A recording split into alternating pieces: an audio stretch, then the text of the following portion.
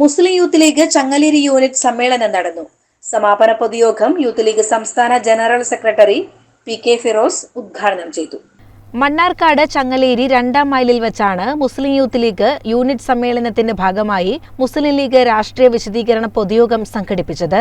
NV Musa Sahib നഗരിയിൽ വെച്ച് നടന്ന പരിപാടി മുസ്ലിം യൂത്ത് ലീഗ് സംസ്ഥാന ജനറൽ സെക്രട്ടറി പി.കെ. ഫിറോസ് ഉദ്ഘാടനം ചെയ്തു.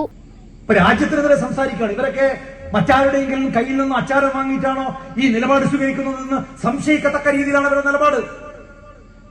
പാകിസ്ഥാൻ അനുകൂലമായ നിലപാട് സ്വീകരിക്കുന്നവർ ഈ നാട്ടിനകത്ത് ഭിന്നതയുണ്ടാക്കുക. നിർഭാഗ്യവശാൽ നമ്മുടെ നാട് ഭരിക്കുന്ന സംസ്ഥാനം ഒരു നടപടി സ്വീകരിക്കുന്നില്ല. അല്ലെങ്കിൽ തന്നെ നമ്മുടെ സംസ്ഥാനം ഇപ്പൊ എന്താ ചെയ്തുകൊണ്ടിരിക്കുന്നത്? 4-ാം വാർഷിക ആഘോഷിച്ചുകൊണ്ട് പോവുകയാണ്. 4-ാം വാർഷികത്തിന് വരെ 25 കോടി രൂപയാണ് പിണറായി വിജയന്റെ ഫ്ലക്സ് ബോർഡ് വെക്കാൻ വേണ്ടി. പിണറായി വിജയന്റെ മുഖം കാണിക്കാൻ 25 കോടി. 2 മാസമായി ആശാ വർക്കർമാർ തിരുവനന്തപുരത്ത് സമരാണ്. അവരെ ശമ്പളം കൂട്ടാൻ, അവരെ ഓണറേറിയം കൂട്ടാൻ സർക്കാരിന്റെ കയ്യിൽ പൈസ ഇല്ല. എന്നാൽ പിണറായി വിജയന്റെ ഫ്ലക്സ് വെക്കാൻ 25 കോടി. ഇന്നലെ കണ്ട വാർത്ത, ഈ പാലക്കാട്ടുകാരനായ സരിന് CPM ചേർന്നു എന്ന ഒറ്റ കാരണം കൊണ്ട് മാസം 80,000 രൂപ.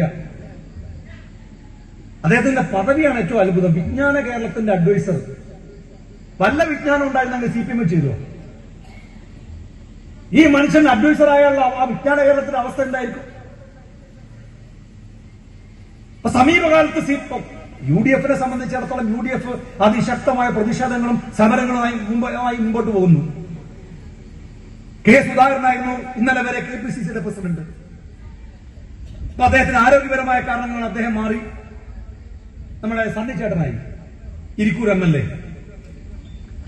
സമീപകാലത്ത് കേരളത്തിൽ വേറെയും ചില പാർട്ടിയുടെ നേതാക്കന്മാർ മാറിയല്ലോ. മുസ്ലിം ലീഗ് രാഷ്ട്രീയ പ്രഭാഷകൻ ജംഷീർ ഹുദവി മുഖ്യപ്രഭാഷണം നടത്തി. ചിലർക്കൊക്കെ തോന്നുന്നുണ്ട് ലീഗ് അങ്ങോട്ട് തകരുന്നു. ലീഗ് തകരൂല എന്ന് ഞാൻ വെറുതെ പറയല്ല. ലീഗ് ഉള്ളത് ജംഷീറിന്റെ ഹൃദയത്തിലൊന്നല്ല. ലീഗ് ഉള്ളത് യൂണിറ്റ് പ്രസിഡന്റായ ജബ്ബാറിന്റെ കൽബിലല്ല. ലീഗ് ഉള്ളത് എവിടെയെന്നറിയോ? വയനാട്ടിൽ ഭൂമി നഷ്ടപ്പെട്ട, കിടപ്പാടം നഷ്ടപ്പെട്ട കൃഷ്ണനോട് പോയി ചോദിച്ചോക്കൊണ്ടു ആരാന്റെ നേതാവെന്ന്. അയാൾ പറയും, ഈ മല കയറി ഒരാൾ വന്നിരുന്നു, ദൈവദൂതനെ പോലെ, തലയിൽ ഒരു കറുത്ത തൊപ്പി ധരിച്ച്, പാണക്കാട്ട് അസറുമുല്ല സയ്യിദ് സ്വാദിഖലി ശിഹാബ് തങ്ങളാണ് എന്റെ നേതാവെന്ന് അയാൾ പറയും. ഞങ്ങളുടെ ഐഡിയോളജി അങ്ങനെയാണ്. ഞങ്ങളുടെ ഐഡിയോളജി അങ്ങനെയാണ്. വെറുപ്പ് പറയാതെ. നിങ്ങൾ നോക്കിയ ചിലർ ചോദിക്കും, ലീഗിന് എവിടുന്ന് എത്ര പൈസ? ലീഗിന് എവിടുന്ന്? ഹദിയാന്ന് ലീഗ് പറയുമ്പോഴേക്ക് ഇത് കൊടുക്കാണ്. ഹദിയ പിടിക്ക് ലീഗാര്. ഡൽഹിയിലൊരു ഓഫീസ് വേണം, ഓഫീസ് ഉണ്ടാവട്ടെ. മത്തി കച്ചവടം ചെയ്യണമെന്ന് 10 കൊടുക്കാൻ, ബേക്കറിക്കാർ 100 കൊടുക്കാൻ, റിയൽ എസ്റ്റേറ്റ് 50 ലക്ഷം കൊടുക്കാൻ.